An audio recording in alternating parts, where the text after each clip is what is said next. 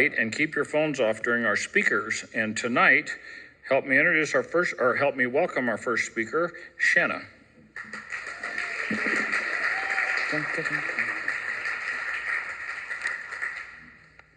Wow. Hi, my name's Shanna. I'm an alcoholic. All right, so first of all, I want to say thank you to Curtis for asking me to speak. I never get asked to speak, so I feel very honored to be up here. I think the last time I spoke at the Rarely group was when I was 6 months sober, and a lot of things have changed. So, and then I also want to say welcome to the newcomers and congratulations on everybody who got chips today. Okay, so if you guys don't notice, I'm incredibly nervous. I really want to start off tonight talking about where I am. I feel like at this point in my recovery, I want to focus more on the solution and how far I've come, and then I'll briefly go into what I came from and how I got here. So my sobriety date is June 8th of 2020. I do have a sponsor. I am not sponsoring anyone, not because I don't want to, but because my first sponsor told me that if you can't commit the time to take a woman through the steps and be there when she needs you, then do not do anyone a disservice by agreeing to sponsor somebody. So at this time in my life, I just can't sponsor anybody. And so I am a single mother of 15-year-old twins who are here, as well as my mom. I'm a full-time student at Yavapai College. I'm pursuing a degree in justice, finishing my bachelor's at NAU. I'm also on student government, and I work for Yavapai College, in which I had the honor of providing the venue for the Shoestring Roundup this year, which was just an amazing thing to work with the community. And God, I'm so nervous. I'm sorry, you guys. I'm so sorry. So I really don't want to, I don't say these things because I want to sound like I'm doing so great or anything, but I do want to show that this program works. And if you put in the work, you can get to the places that you want to get to, and you can do the things that you want to do. I have 3 years now, 3 years and 2 months. And the first year I spent basically just trying not to drink, and drugs are part of my story. So I spent the majority of that year just trying to really survive, not drink, not use drugs. The second year I tried to survive, not drink, not use drugs, and then to become a good mom in recovery. And this third year, I kind of committed to just going all in and doing everything that I really dreamt of. Sorry, you guys. Okay. So first, I want to let everybody know that before I got to Prescott, Arizona in 2020, I had attended 10 treatment centers, and I left each and every one of those because I wasn't willing to surrender everything. I wanted to pick and choose what I wanted from recovery. I wanted to give up alcohol and give up drugs, but I didn't want to give up selling my body to make money to do those things. I didn't lose my kids. I didn't have a DCS case. I had my mom who always stepped in to help me out with my children. I didn't lose my house. I didn't lose my car. But the things that I lost was I lost trust with people. I lost my dignity. I lost all integrity.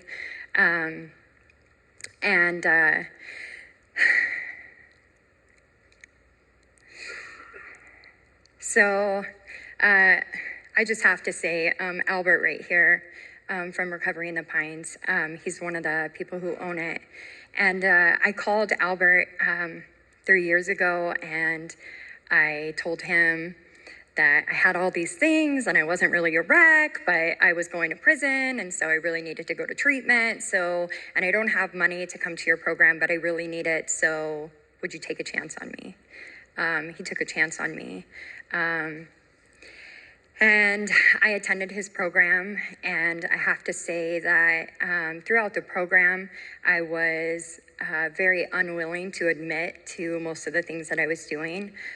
Most of all, I was unwilling to admit that my life was a wreck. I thought I was managing my life because I had all those tangible things, the house, the car, the kids. I hadn't been to prison yet. I had been to jail a few times, but I didn't think that my life was that bad. And I was in his treatment center for 68 days before I was asked to leave for trying to get involved with a male patient, which is against the rules, just so you guys know. And that was the day that everything that I had learned from all 10 treatment centers, all of those journeys that I had taken and I had failed at, that was the day that I could make a decision to either do something different or go back to what I was used to. And so what it looked like that day was I had to go back to the house, pack up my things. They dropped me off at Acker Park with a bunch of stuff that I just couldn't really wheel around downtown Prescott. And they gave me the option to pay for a lift for me to go back to Scottsdale, but they did explain to me that if I stayed here, I was on my own. I'm originally from New Mexico, but I lived in Scottsdale for about 6 years before coming out here, so I had nothing. I knew nobody here except for the people I was in treatment with. I didn't have my car out here. I had a temporary sponsor who agreed to be my sponsor about 3 days prior to me getting kicked out. But I knew in Scottsdale, I have my car there, I have a condo, the rent's paid for 6 months. My mom lives right around the corner. I could just go back home, right? And everything will be okay. And I knew that all of those things were there. I knew that they were available to me if I chose to go back. And I didn't. I made a decision and I told them that I didn't want the Lyft ride back and I had no clue what I was gonna do. But I stayed. And that was the moment where making that decision, like to not go back, knowing that I could have all those things in Scottsdale, but I also knew that I wouldn't last. I wouldn't stay clean. I wouldn't stay sober. And the result of that would have been I would have lost my house, my car, my kids. I would have went to prison 100%. And so I did the thing that was the most uncomfortable. It was the hardest thing I had to do. And when I came out here to treatment, my mom had made a decision this last time, and she said that she wouldn't take the kids this time. So going back and forth to treatment centers, I would move my mom into my apartment, and I'd say, okay, I'm going to go to treatment. I'm going to get sober. And then as soon as I get back, you can move back to go back to your life. And so her and her husband would pack up their things, and they would come and they would live in my apartment, and they'd take care of my children, and they'd do everything that I should have been doing. But I know my mom didn't want me to lose my kids. And so she did those things for me. And this last time she said, I can't do it anymore. You got to figure something out. And so they went to California to stay with their dad. They had never been up there before. And so they lived out there with him. And they were coming back right before I got kicked out of the treatment center. And Albert had even went out of his way to try and find a way for me and my kids to stay, even though they're not really accommodating with children. They're not built for that kind of program. And so I sacrificed everything. Like, I didn't care. Like, I was attention seeking. I wanted just that high. I wanted to feel alive. And so, getting with a male patient and flirting, it seemed like it was innocent. But the reality is like, it was dangerous. And I put him at risk as well as myself. And so I agree with their decision still. So what that day looked like was I called my temporary sponsor. I called somebody else I had known from the program, and I just told him this is where I'm at. And I remember my temporary sponsor coming to Acker Park and handing me a $20 bill and telling me if I really wanted to go and drink or get high, I totally could. Here's the money, just go and do it.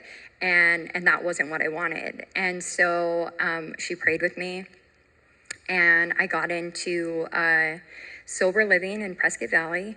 And I was there for about 2 hours before somebody accused me of taking their pills while I was at the store. And I came back and I felt really uncomfortable. So I called Oxford House and they allowed me to go in there. I was there for about 2 weeks. And I had also had an interview with St. Michael for a housekeeping position. So that was another God shot that kind of helped me out to be able to stay here.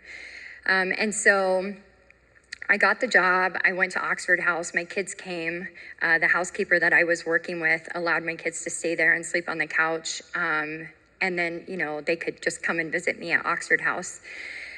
So ultimately, I ended up not being able to stay there for long because my kids needed to come with me, and my temporary sponsor gave me, her church paid for us to live in a house for a few weeks, and then we moved from there to another place.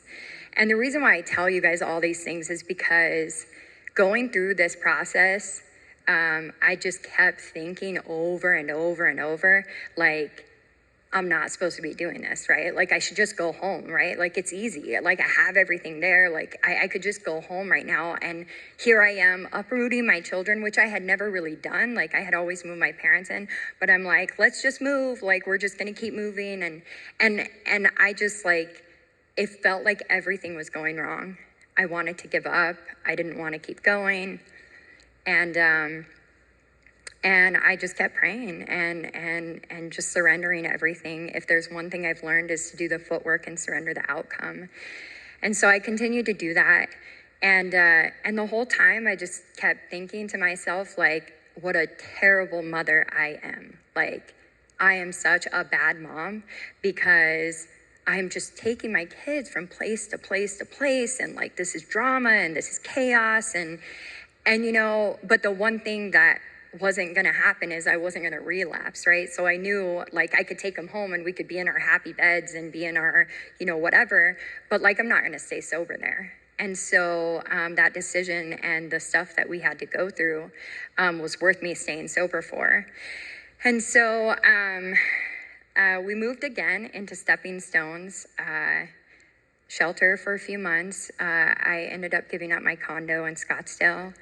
And I had a moment where I needed to go down and I needed to pack everything in Scottsdale and move it into a storage unit up here. And I remember calling my permanent sponsor and telling her that I can't go because I knew I would relapse. And so I decided not to go. And God worked another miracle. And he was able to provide people to pack up my house to move it into a storage unit. And I never set foot back in Scottsdale until I was ready to go back there.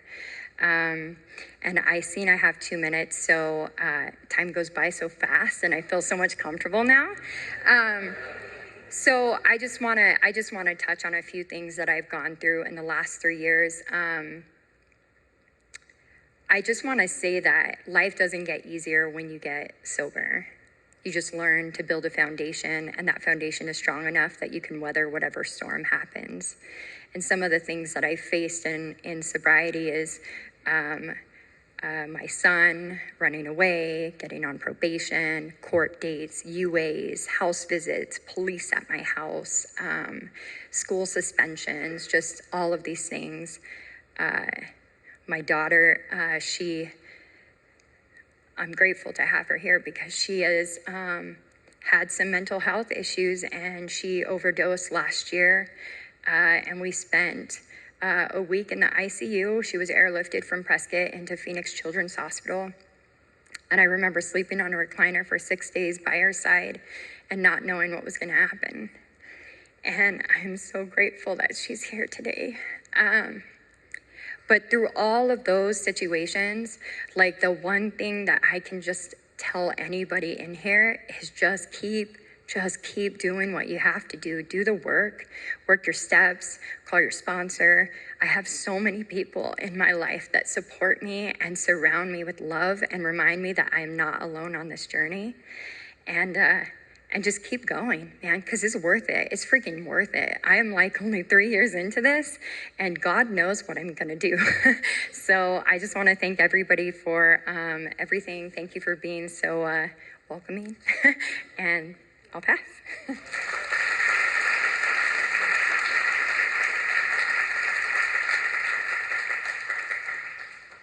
Thank you, Shanna. Great job. Now, please help me welcome Spenser. Give Spenser a big hand.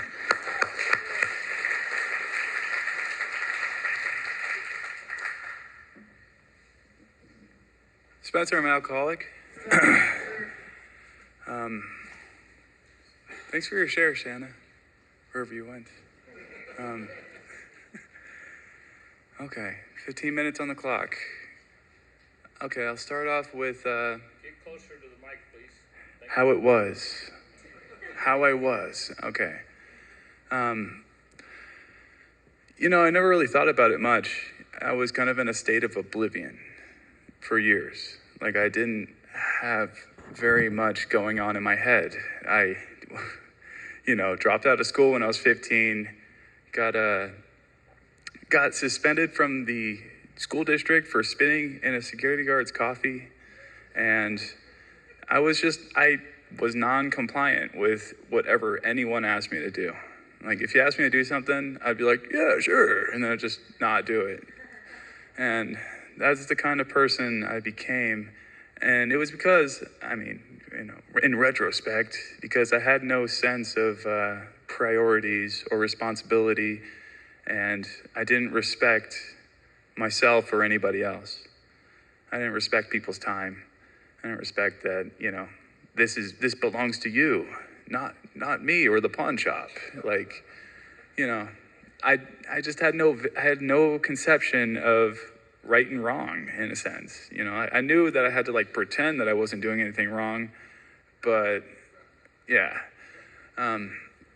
that's the kind of person I was. And this lasted until I was 25 years old, and I was I like to call failure to launch situation, where it was I'd been a flea hopping from floor to house to couch. I would be at my parents' house in their garage so I could smoke cigarettes and stay loaded all day in a garage, And it was no life I would want to ever go back to, honestly. Like, it was so bad.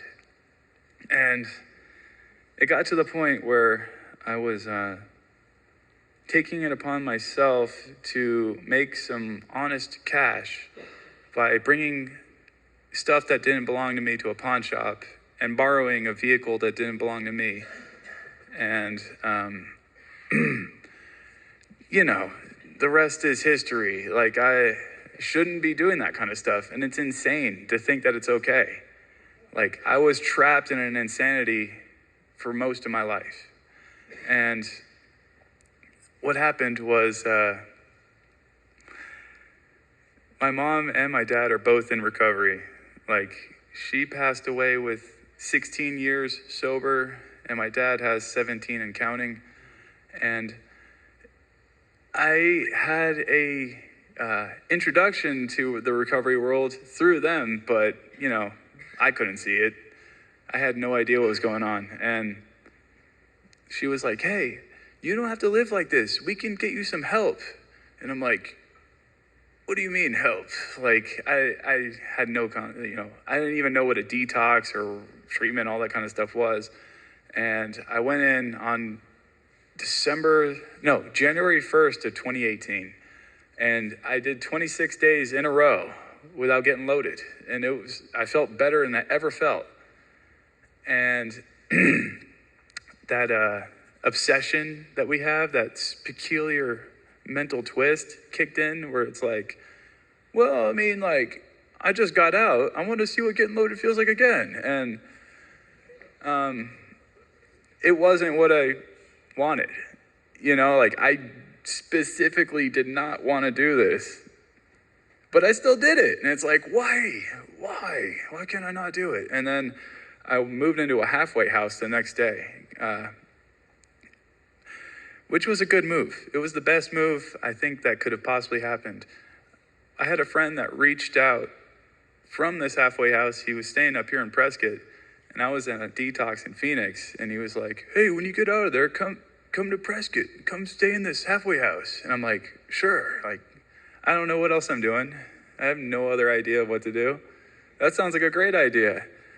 And it turned out to be like the best move possible, because I was introduced to a way of living that I thought was, like not gonna happen for me. Like I didn't think I could put together any kind of life to live. Like I was so used to crumbs on the floor. Like that's all I wanted to do was not feel, just to not feel okay. I got loaded every day, so I felt okay. And when I didn't get loaded, I felt really bad. So I just stayed loaded for years. And I was introduced to this new way of life where this halfway house had a bunch of dudes in it. And, people are doing chores and like sleeping in bunk beds. I shared a room with like 3 other dudes. And, like that's where I learned that sometimes people have a problem with their gallbladder, which is like really stinky. But, you gotta endure. That's a negative side effect. But the positive side effect is I used to wake up every morning and sit up and be like, who am I? And it slowly gained like a sense of like purpose, like I really liked the idea of, I was introduced to the triangle, like service, unity, recovery. And I was just so into service when I first started this thing. I was like getting service commitments at every possible thing that I could possibly get a service commitment at. And I had 8 throughout the week, and I was going to a meeting every night, sometimes 2. And I was working at a gas station, and I still work at that same gas station to this day. It's like been like 5.5 years, and I love it. It gets me. Yeah. It's been I can't believe all this stuff has happened. So one thing that was very important is the aspect of having the ability to say I'm going to do something, like, yes, absolutely, I will do that. And then like following through and then being able to do something. Like that is very foreign to where I came from. Like I had no idea how to like hold up my side of the table. And that's one of the beautiful gifts of finding recovery, has. And another thing is they emphasize that, we find a connection with a higher power or outside of myself. And it's kind of like, it changes over time. I just accepted the fact that I'm not God, like I obviously am not doing things the right way. Like my life was terrible.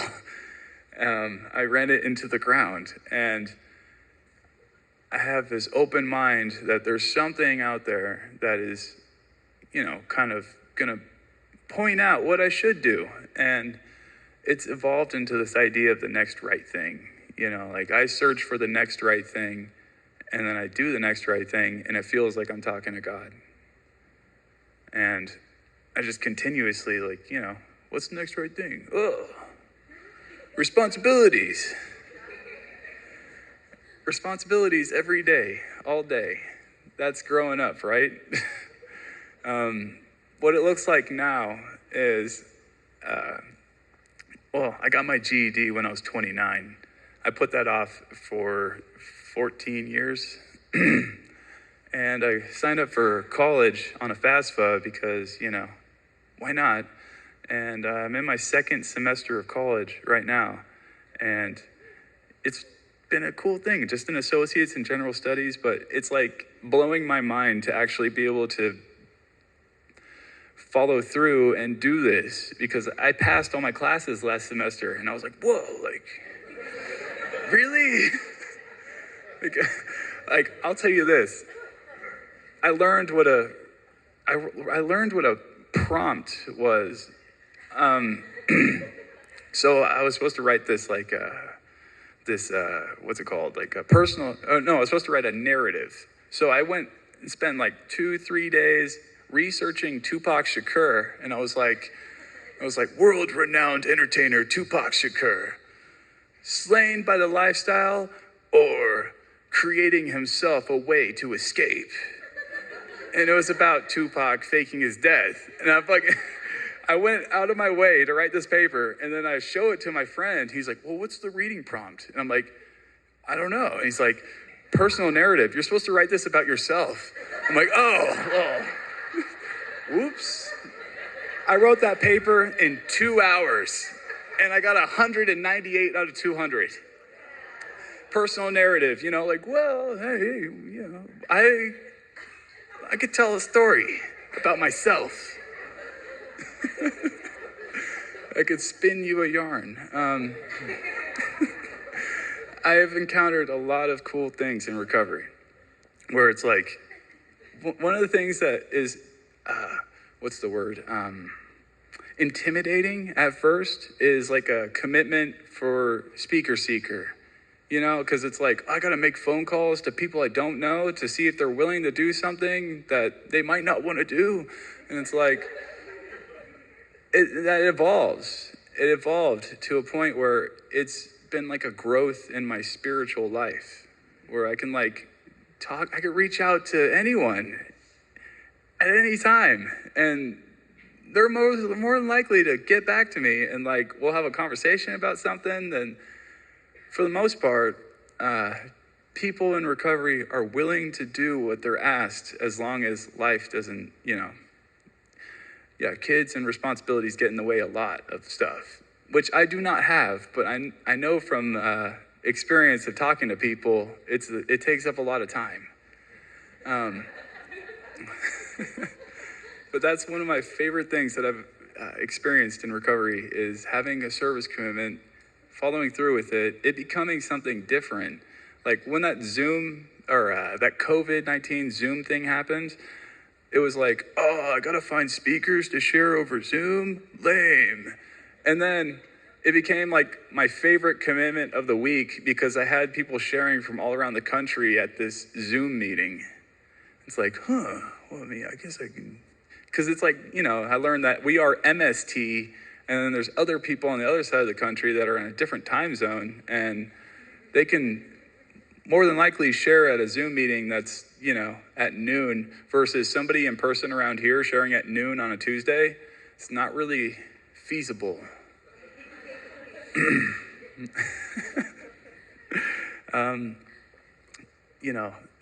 The fellowship has taught me that a lot of us are very similar, and all of us are different too. The similarities come with the spiritual malady and the spiritual fitness. When I'm doing good, everything is smooth, and I can help other people more accurately. I can actually listen and be present and do something. When I'm spiritually unfit, I have sandpaper brain. My brain will grind. I don't know if it's a weird thing that's appeared. I don't know where the sandpaper brain term came from, but that's what it feels like when I'm spiritually unfit. I'm just grinding stuff down. I'm like,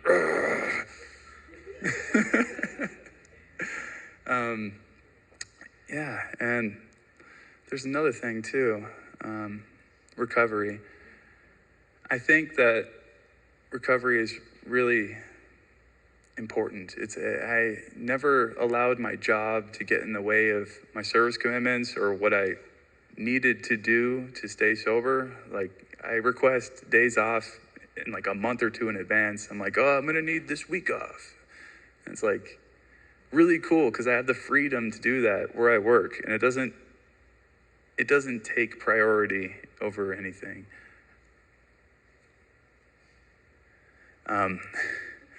I feel like I wasn't paying attention to Chris at all. I'm sorry. I feel so lucky.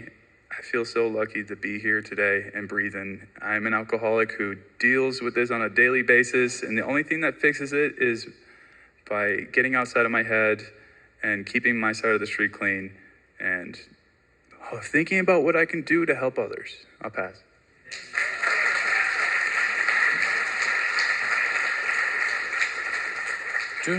Great job, sir. Now, help me welcome our last speaker, Les.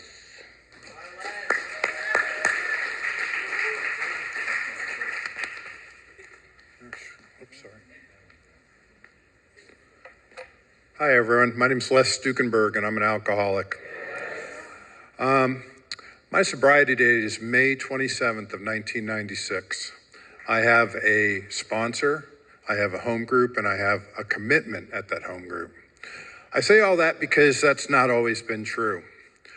When I got sober, well, I'll go back. And when I was growing up, my family moved about every 2 years. So as I'm a developing adolescent, every 2 years we were moving.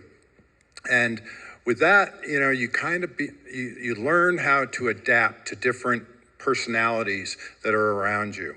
And so I was like a chameleon.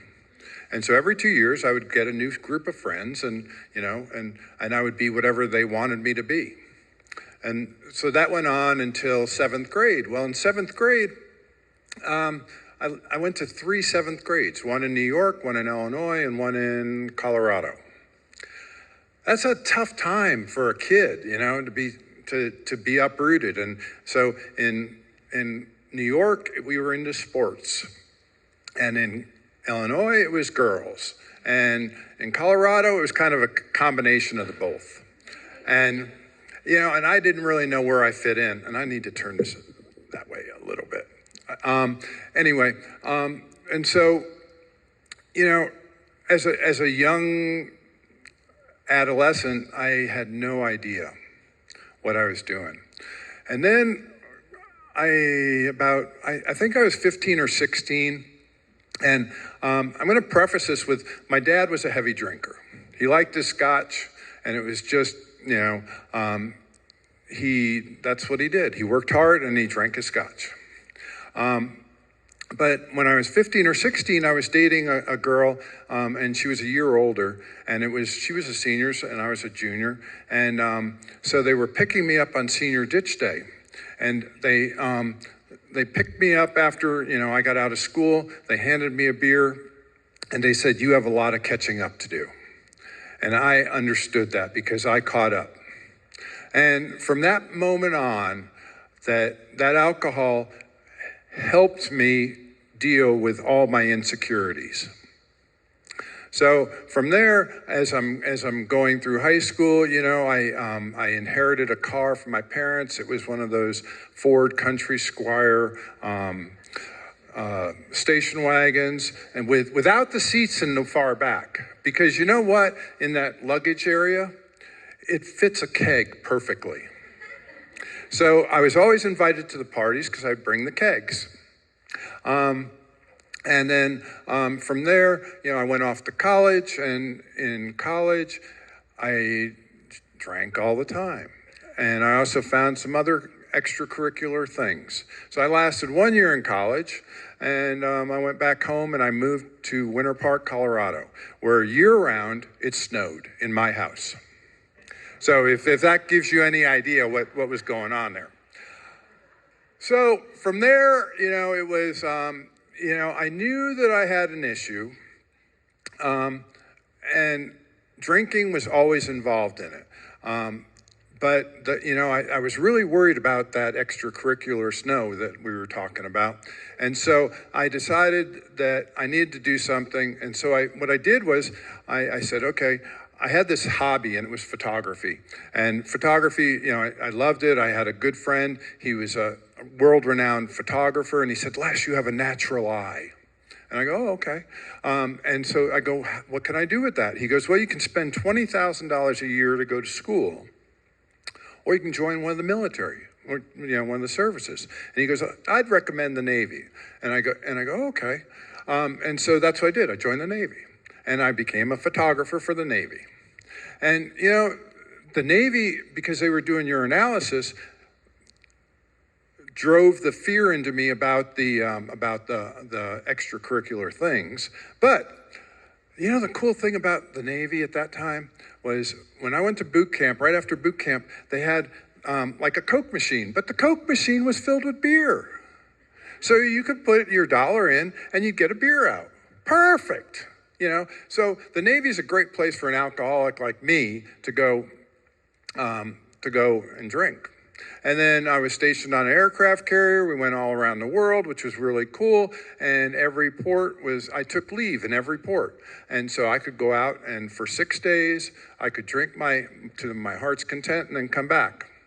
Well, except for, in Gaeta, Naples, Italy, in Gaeta, I got a little too drunk and they had to bring me back to the ship. So for those 7 years I was in the Navy, I do not have a good conduct medal, but that's the way that rolls. Anyway, from there, I got out of the Navy and I stayed in Virginia Beach. And in Virginia Beach, I worked in my background, my dad was in the hotel business. And so my background is hotel and hospitality. So from there, what else am I going to do? I tried to get a job as a photographer, but no one was hiring me. And probably a good thing, but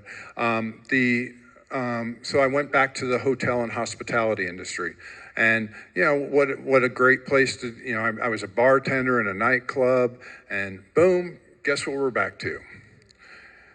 Drinking, and it's snowing again. So then I guess I was there about a year, and I don't remember the exact dates, so I should though, because I just got done with a court thing about this whole thing. So I got a DUI. Now this is my second DUI, because back when I was younger, I got one, but it got lowered down to driving, reckless driving. Because back then they used to do that kind of stuff. They would diminish it down. So this is really my second DUI. And so someone bailed me out of jail, and great. Like a month later, I get another one. And I said, oh, to heck with this. I don't like this Virginia stuff. So I decided I was going to move to California. First geographic. Well, actually, it's my second geographic, because joining the Navy was a geographic, right?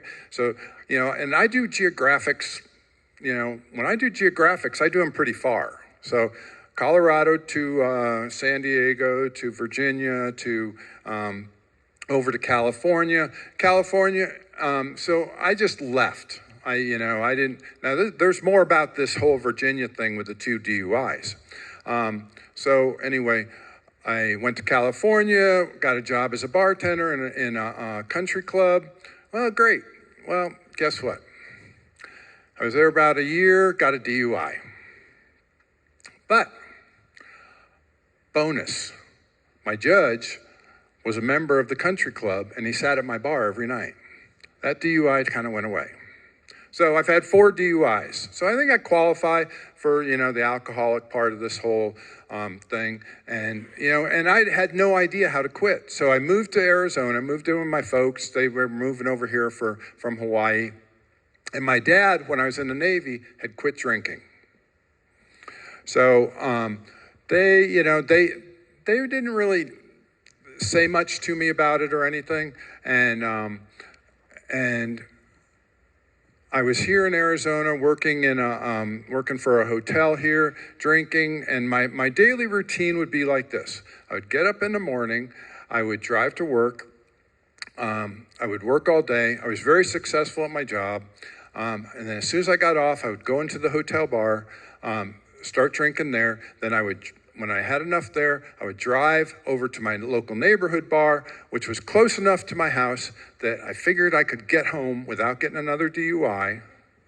And that was my day, and I drank a lot. I drank for effect. Since that first day when I was 15, 16, to right now, I drank for effect. And I would so I'd pass out when I got home, and I'd get up the next day and do it all over again. I would do that constantly. I've, through this whole thing, I blew through relationships. I lied, I cheated, I stole, I did all those things. And then, anyway, so one day I'm playing in a golf tournament, and it was, the Memorial Day weekend, and it was a hotel appreciation golf tournament that one of the golf courses was doing. And I was playing with my boss and a couple other people. And I thought it would be funny if around, that I saw the tournament director over there, the guy that was sponsoring this whole thing, that if I would drop my trousers and moon him. Well, I thought it was funny right at first until I saw the look on the tournament director's face and then also on my boss's face. And when you get that feeling in the pit of your stomach of, oh, I went too far. Yeah, I went too far. So that Monday, my boss called me in, and then his boss, and we had a little chat, and they said, Les, we all like to drink here, we all like to do things, but you go a little bit well beyond having fun. And I looked at him and I said, Jim, I will do anything to quit feeling this way. Because all the drinking and drugs and stuff, I was just hiding stuff inside. I had never known what feeling happy was, what feeling sad was, what mad, glad, all those feelings. I didn't know what they were. And I never knew. And I looked at him honestly, and he said, okay, well, we'll support you. And so they helped me get into a treatment down in Scottsdale. And it was a 28-day. But when I walked in there, my parents went in there with me. And so I was telling them about how much I drank, which was a lot. And they go, well, you're being pretty honest, we think, but we think you're okay for intensive outpatient. And I looked at the lady and I said, you don't understand. I need to be checked into this facility because if you don't, I will play the system and I will be drinking again, and I really want this. So I stayed in there for 28 days. I got out and I immediately went to the North Scottsdale Fellowship Club. So Shanna, you're from Scottsdale, so you probably know where that is. And I forgot, after all this, congratulations to everyone that took a chip, because those 24-hour chips are super important. So are every other chip that you get. I've kept my chip from, when I started. But here's where things get a little different. So for the first 3.5, 4 years, I see you, Chris. For the first 3.5, 4 years, I went to 2 meetings, 3 meetings a day. I was super involved in the North Scottsdale Fellowship. I learned how to live sober. I had a great group of friends. I learned I could go bowling and be sober. I learned we could go have a dance and be sober. I learned all these things about being sober, and it was so cool. And I just loved AA down there. But then my dad had like a cancer scare, and so he said, "Hey, can you come up and help me out with the hotel up in Bullhead City?" Well, I'm leaving, and I thought, well, wait, I just kind of got a girlfriend, and I'm really set in this whole AA thing down here, and I have this little pool cleaning business, and I'm happy. And then I talked to my sponsor at the time, and he goes, "Les, just do the right thing." And so when you think about doing the right thing, doing the right thing for your family. Shanna knows about that. Doing the right thing for your family. That's, what you shared was so powerful, that you, so I decided to make the move from Scottsdale to Bullhead City. Now, have you been to Bullhead City? There's a big culture difference between Scottsdale and Bullhead City. But I went up there. And so, God works in mysterious ways. Because, about 1.5 years, 2 years up there, and I was kind of going to meetings, but I kind of lost the luster of the whole, it was just different AA up there, but it really wasn't. It was different AA in my head. And so what I did was I was looking at the newspaper up there, and I said, I can take better pictures than these. And so I put together a portfolio of just photos I had shot, went into the editor there, and I said, look, if you can use me, great. He goes, oh yeah, I'll we can use you. You can shoot some sports for us. And so what happened though was then that evolved into, shortly, my dad had an offer on his hotel to buy it. And so he goes, well, you better find a job. And so I said, and so that same day, the the photographer at the paper quit. So they offered me the job. And that's how I got back into the photography, and I was a newspaper photographer, which is what I wanted to do for, since I got out of the Navy. And so that's been my career. But through that, I also quit going to meetings. And when I say quit going to meetings, I'm not talking about quit going to a lot of meetings. I'm talking about quit going to meetings at all. And so for 21 years, I didn't go to any meetings. 2 years after that, I moved down to Prescott, and I kept on in the back of my head, thinking, I got to go to AA because I need to give back. Because I always remember that, giving back. And, but I didn't do it. And then, I met my wife, and we got married. And we raised a couple boys who are now off to school, and then we had our daughter, which was, she's a miracle. I was 51 years old when we had her. But slowly over time, my spiritual relationship went away. I quit praying. I started lying. I started being dishonest with my wife. I started being an asshole. And through all that, and finally it came to a head. And here's how sick I am.